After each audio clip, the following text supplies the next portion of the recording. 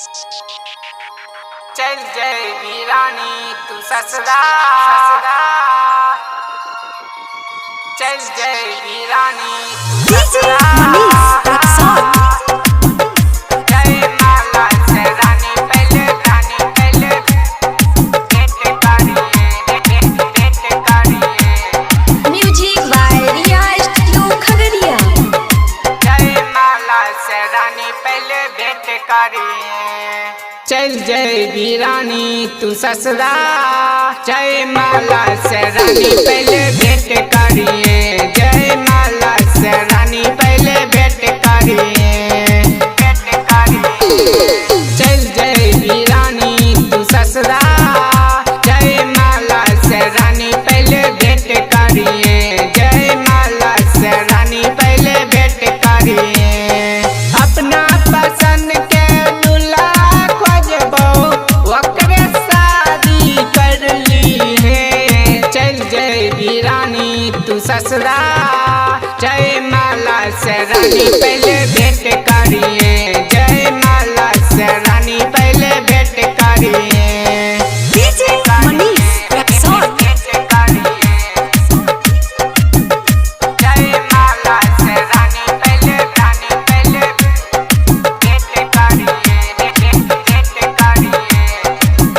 Recording by Riya studio Khagaria हदास। सूटो सलवार हाँ लहंगा नाइट तोरा तीनों के हमें दलियोगे, तीनों के हमें दलियोगे। सूटो सलवार हाँ लहंगा नाइट तोरा तीनों के हमें दलियोगे। ओकरा से पहले सुने गे रनिया चुम्मा हमरा दीहेगे। चल जाएगी रानी तू ससुरा, जय माला से रानी पहले भेंट करिए। जय माला से रानी पहले भेंट करिए। डीजे मनीष रक्सौल। जय माला से रानी पहले भेंट करिए।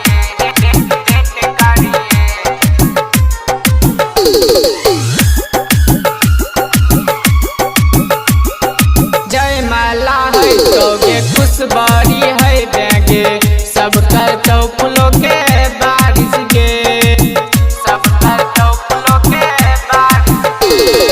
जय माला है तोगे खुशबारी है बेगे, सब कर तो फूलों के बारिश गे। ससुरा तू जैबी चंदन के छोड़ के, विपिन के घर बसाइए गे। चल जाएगी रानी तू ससुरा, जय माला से रानी पहले भेंट करिए। जय माला से रानी पहले भेंट करिए। चल जाएगी रानी तू ससुरा, जय माला से रानी पहले भेंट करिए। जय माला से रानी पहले भेंट करिए।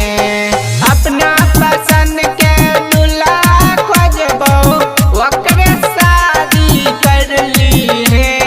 चल जाएगी रानी तू ससुरा, जय माला से रानी पहले भेंट करिए।